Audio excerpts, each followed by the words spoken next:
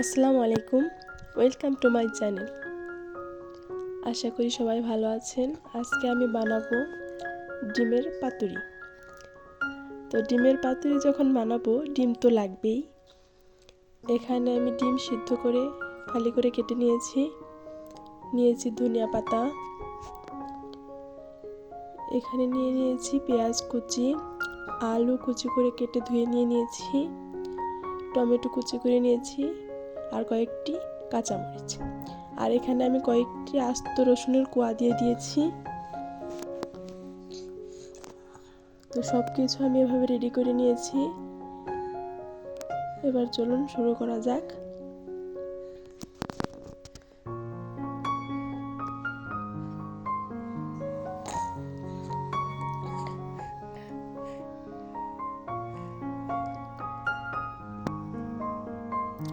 এখানে আমি দিয়ে দিলাম লবণ। অবশ্যই বুঝে শুনে স্বাদ মতো দেবেন, কেননা পরবর্তীতে এখানে আপনি আর লবণ ব্যবহার করতে পারবেন না। দিয়ে দিলাম হলুদের গুঁড়ো,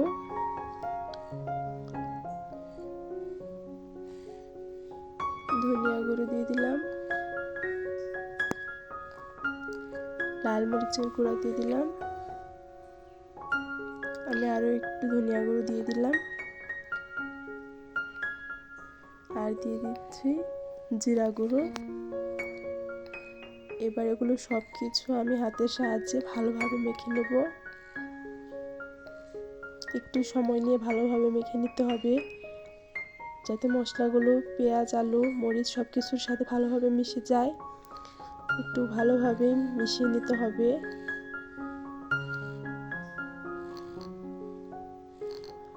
এবার দিয়ে দিচ্ছি ধনিয়া পাতা। ধনিয়া পাতা দিয়ে আমি আবারও ভালোভাবে মেখে নেব ভালো করে।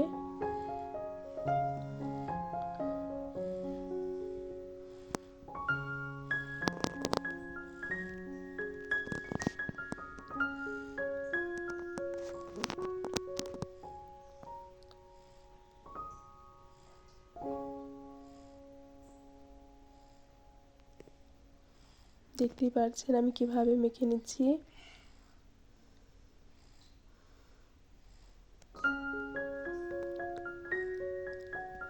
এবার এখানে আমি দিয়ে দেব সরিষার তেল।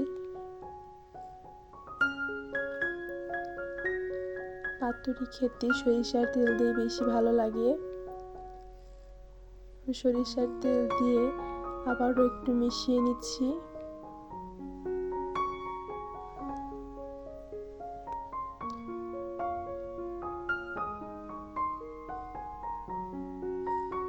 এবার পরবর্তী প্রস্তুতিতে চলে যাচ্ছি।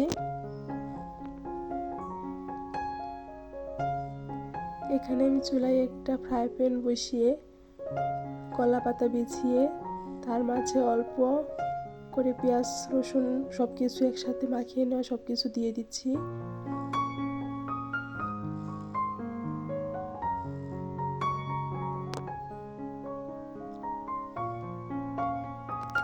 এবার এখানে আমি ডিমগুলো দিয়ে দিচ্ছি, একটা একটা করে বিছিয়ে ভালোভাবে ডিমগুলো দিয়ে দিচ্ছি।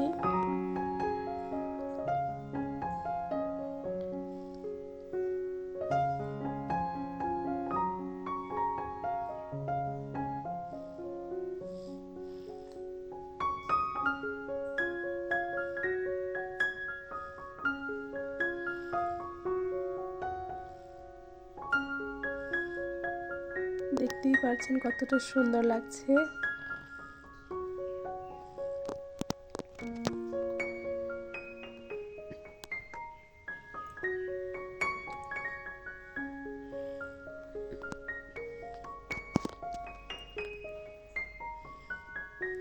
এবার ডিমের উপরে আমি আবারও মাখিয়ে নেওয়া পেঁয়াজ আলুর মিশ্রণগুলো দিয়ে দেব।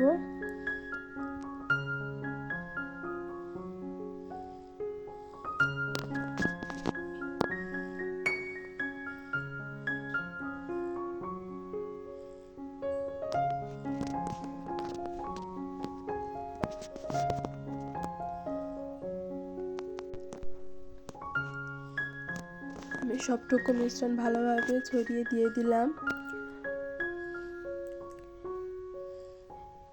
এবার আরও একটি কলা পাতা দিয়ে আমি ঢেকে দেব।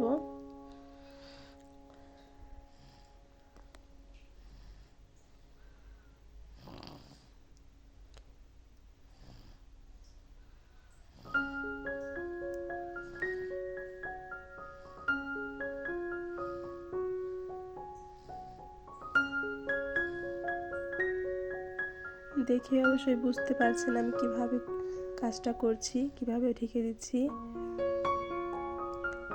তো এবার আমি ঢাকনা দিয়ে ঢেকে দেব।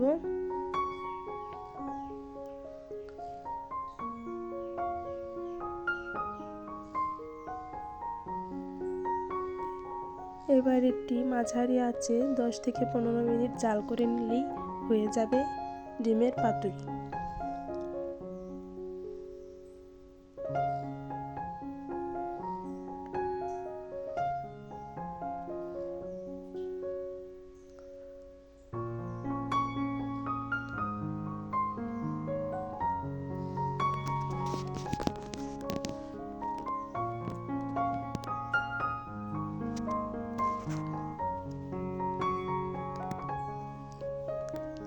আমার ডিমের পাতুরি রেডি। তো চলুন দেখা যাক কেমন হয়েছে। দেখতেই পাচ্ছেন কতটা লোভনীয় হয়েছে, খেতেও এটা অনেক সুস্বাদু। আপনারা একবার হলেও ট্রাই করে দেখবেন এই পুরোনো দিনের রান্না ডিমের পাতুরি। এগুলো আমি বাটিতে বেড়ে নেব।